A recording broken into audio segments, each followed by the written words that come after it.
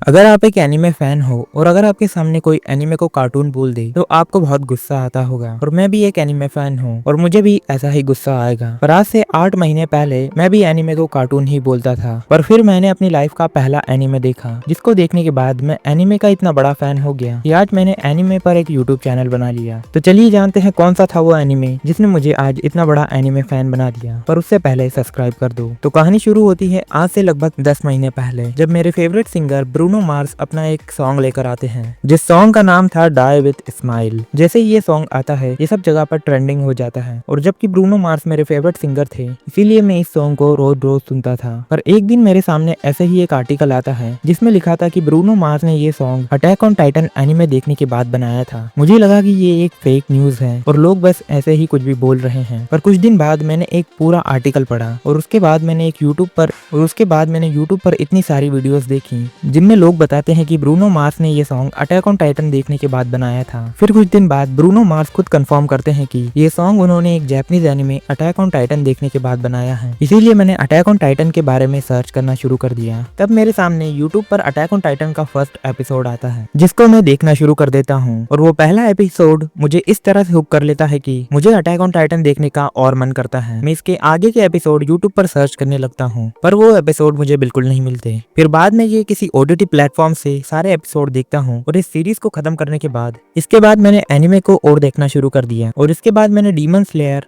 और jujutsu Kaisen जैसे anime को भी देखा। पर डीमन स्लेयर के 2 सीजन देखने के बाद डीमन स्लेयर मुझे उस तरह से हुक नहीं कर पाता है जिस तरह अटैक ऑन टाइटन ने किया था। शायद यही रीजन था कि मैंने अपने चैनल पर डीमन स्लेयर इन्फिनिटी कासल का रिव्यू बिल्कुल नहीं दिया। और अब मैं सोच रहा हूँ कि डीमन स्लेयर शुरू से देखूं और इसके हर एक सीजन का स्टार्टिंग से रिव्यू दूं। वैसे आपका फेवरेट एनिमे कौन सा है हमें कमेंट में जरूर बताना। हम मिलते हैं अगली वीडियो में।